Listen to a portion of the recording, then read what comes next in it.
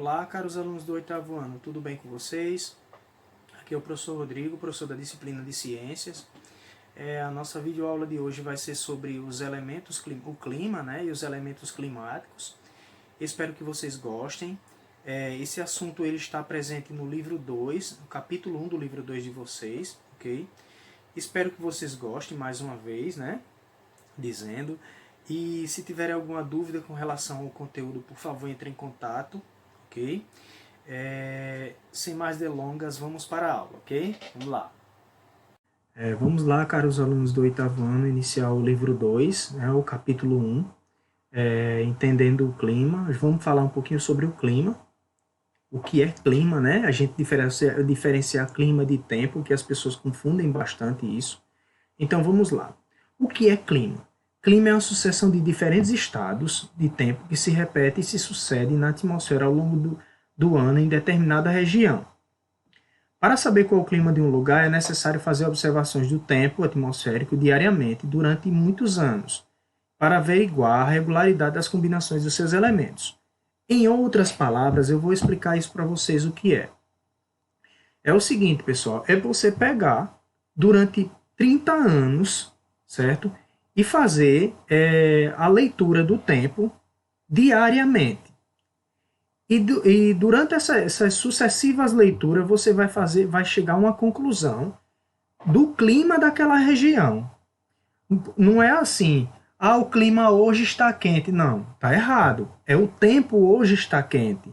O tempo hoje está frio. Tempo vem de temporário, certo? Então, quando você se refere àquele dia, é tempo. O clima é um conjunto de medições, né, do tempo durante 30 anos. Aí você encontra um clima de uma determinada região. Por exemplo, o clima no Nordeste do Brasil é um clima quente, seco, certo? O clima no Sul do Brasil, nos Pampas, em determinados períodos do ano é frio, certo? Em determinados períodos do ano é ensolarado. Então, o clima dessa região, de uma determinada região, é caracterizado por isso, pela regularidade das combinações, certo? Do que? Das suas estações e da sua temperatura, ok, pessoal? Os elementos climáticos ou atmosféricos são aqueles que conferem ao clima a sua dinâmica, são eles. Pressão atmosférica, temperatura, radiação solar e umidade. Então, na aula de hoje, a gente vai abordar esses 4 elementos climáticos, ok? Vamos lá. O primeiro elemento climático que a gente vai falar é sobre a radiação. A radiação pode ser definida como o calor recebido pela atmosfera, sendo a maior parte proveniente do Sol, como está aqui no próprio texto, certo? E existem as zonas térmicas ou climáticas, que é o quê? Essa zona aqui, ó. Preste atenção no globo. Aqui, Trópico de Câncer e Trópico de Capricórnio. Aqui nós temos a linha do Equador. Pessoal, quanto mais se aproxima da linha do Equador, maior é a temperatura e o clima dessa região. Por exemplo, os países de clima tropical, ele geralmente fica aqui, ó, nessa região aqui, certo? Incluindo o Brasil. Ou seja, se caracteriza por ter um clima quente, grande quantidade de chuvas, enfim. Essa região ela recebe um maior nível de radiação, certo? Devido ao eixo, né, da Terra, eixo de rotação da Terra, né, e a inclinação dela, faz com que essa região receba mais insolação e radiação solar do que as outras regiões, de zona temperada e as regiões polares, seja no Polo Norte, né, no Polo Norte ou no Polo Sul, certo? Então, pessoal, as zonas térmicas são essas, né? A de radiação, aliás, que recebe a irradiação solar de acordo com a região do globo, certo? Temperatura atmosférica. Temperatura, pessoal, é a medida da quantidade de calor presente na atmosfera, proveniente da radiação solar. Como vimos anteriormente, né, a região entre o Trópico de Capricórnio e o Trópico de Câncer, ela é a região que recebe maior radiação solar. Consequentemente, essa região ela vai ser uma região mais quente, principalmente quando se aproxima da linha do Equador. Ok? Então, temperatura é isso, é a quantidade de calor presente na atmosfera proveniente da radiação solar que uma determinada região recebe. Ok? No Polo Norte, que recebe pouca insolação e radiação, é frio. No Polo Sul também, no extremo sul, certo? Também é muito frio, porque a incidência de raios solares nessas regiões, a radiação solar é baixa. Ok, pessoal? E a temperatura no planeta, ela é medida em 3 tipos de escalas termométricas, que é a escala Celsius, que é a que nós utilizamos, né? A escala Fahrenheit, que é a escala que os países de língua os países anglo-saxônicos usam, de língua inglesa, e a escala Kelvin, muito utilizada em laboratórios, ok? Uma coisa que eu tenho que falar para vocês. Existe uma diferença entre calor e temperatura. As pessoas confundem muito. Muitas pessoas dizem, estou com calor. Não, pessoal, calor é a troca de energia térmica entre os corpos, onde um corpo que tem uma energia térmica maior, que tem a maior quantidade de calor, vai transmitir essa energia para o que tem menos calor. Ou seja, vai haver um equilíbrio térmico. Eu vou explicar o que é isso para vocês. Suponhamos que você entre dentro de um elevador, certo? E você está... O elevador está numa temperatura agradável e você também. Só que uma pessoa que veio entrar no elevador posteriormente, ela estava muito suada e estava com a temperatura muito elevada, certo?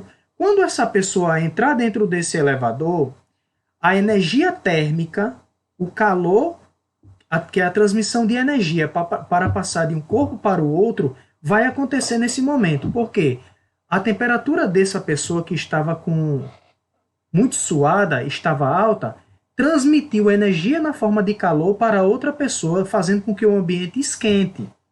Então, calor é isso, é energia em trânsito, energia térmica em trânsito de um corpo de maior temperatura para um de menor temperatura, a fim de acontecer o equilíbrio. Temperatura nada mais é do que a medida de energia térmica presente em um corpo, certo? É quando você pega o termômetro e vai olhar qual é a sua temperatura, ok, pessoal? Então, cuidado para não confundir calor com temperatura. Detalhe importante, aqui ó, tem a fórmula para um cálculo para conversão de escalas termométricas. Por exemplo, se você vai a um determinado país, esse país, e você, por exemplo, vai nos Estados Unidos. Quando você pegar o termômetro para ver a sua temperatura, seu quadro febril, você vai ver que lá o termômetro não mede em graus Celsius, é em Fahrenheit. E para você ter uma noção, você tem que converter para graus Celsius. Ok? Então, vou fazer um cálculo, fiz um cálculo aqui, demonstrando como é que acontece essa conversão, usando essa mesma fórmula aqui, ok? Então, vamos lá. Suponhamos que Karina viajou para Chicago, nos Estados Unidos, certo? E ao chegar no aeroporto de Chicago, ela olha para o painel digital que mede a temperatura da cidade de Chicago e ela vê 10,4 graus Fahrenheit. Então Karina fica intrigada, 10,4 graus Fahrenheit, e ela lembra da aula de ciências dela. Aí ela pensa, eu tenho que converter de Fahrenheit para Celsius, graus Celsius, ok? Então ela pega o papel e vai fazer o seguinte cálculo. A fórmula, pessoal, para você fazer o cálculo da conversão de escalas é essa aqui, ó. Tc, que é temperatura de Celsius, sobre 5, é igual a Tf, que é temperatura de Fahrenheit, menos 32 sobre 9. Essa é a fórmula quando você for transformar de Fahrenheit para Celsius ou de Celsius para Fahrenheit. Você vai usar sempre essa fórmula, ok? A fórmula é essa daqui, ó.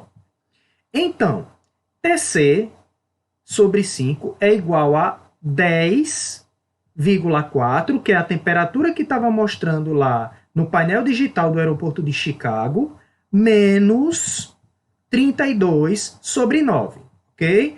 Eu substituí esse TF, que era a temperatura de Fahrenheit, por 10,4, que era a temperatura do painel no momento que ela desceu no avião e viu no aeroporto de Chicago. TC sobre 5 é igual a menos 21,6 sobre 9. Por que menos 21,6? Porque 10,4 menos 32 vai dar menos 21,6, ok? É só você fazer esse cálculo aqui, ok? Então, TC, então aqui você vai fazer o seguinte, ó. Agora você vai usar produto do meio para o produto dos extremos. 5 vezes menos 21,6 vai dar quanto? Vai dar 108. Aqui, TC vezes 9, TC. Então, você passa direto, ó. Então, vai ficar menos 108 sobre 9, certo? Porque aqui, ó, você vai fazer o seguinte, TC vezes 9 é igual a TC 9, né? Aí você, quando for passar, vai passar menos para cá, ó. Quando você for fazer o cálculo matemático. Então, vai ficar menos 108 sobre 9 é igual TC, que é a temperatura de Celsius, é igual a menos 12 graus Celsius. Ou seja, quando eu converti 10 graus Fahrenheit, eu achei menos 12 graus Celsius. Significa, pessoal, que a temperatura de Chicago, naquele momento em que Karina aterrissou no aeroporto, quando ela saiu, ela viu o quê? A neve. Estava nevando, certo? Na cidade de Chicago. Então, pessoal, quando você for fazer a conversão, sempre use essa fórmula aqui, ok? Aqui, pessoal, eu fiz direto, ó, ok? Eu fiz direto esse cálculo aqui, ó.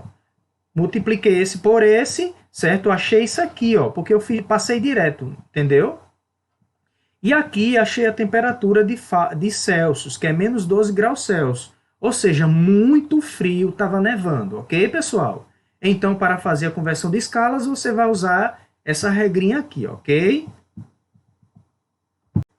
Umidade. Umidade. A umidade é a quantidade de vapor de água em estado gasoso presente na atmosfera, certo? Quando chove, quando neva, certo? A umidade ela aumenta. Lógico, né? Por quê? Porque tem uma grande quantidade de chuva. Se tem uma grande quantidade de chuva, tem grande quantidade de água, consequentemente vai aumentar a umidade.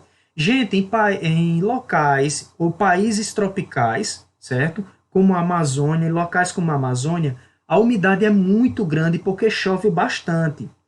E quando a umidade é grande e a radiação solar também a sensação térmica ela aumenta. Quer ver um exemplo? Quando uma pessoa está dentro de um banheiro, certo? E ela sai e a outra pessoa entra imediatamente, ela sente mais calor. Por quê? Por causa da umidade que ficou naquele local, por causa do banho que ela tinha tomado, a outra pessoa, certo? Então, locais onde tem grande insolação e umidade, a temperatura, a sensação térmica é maior. Entendeu, pessoal? É maior do que ambiente com insolação seco, ok?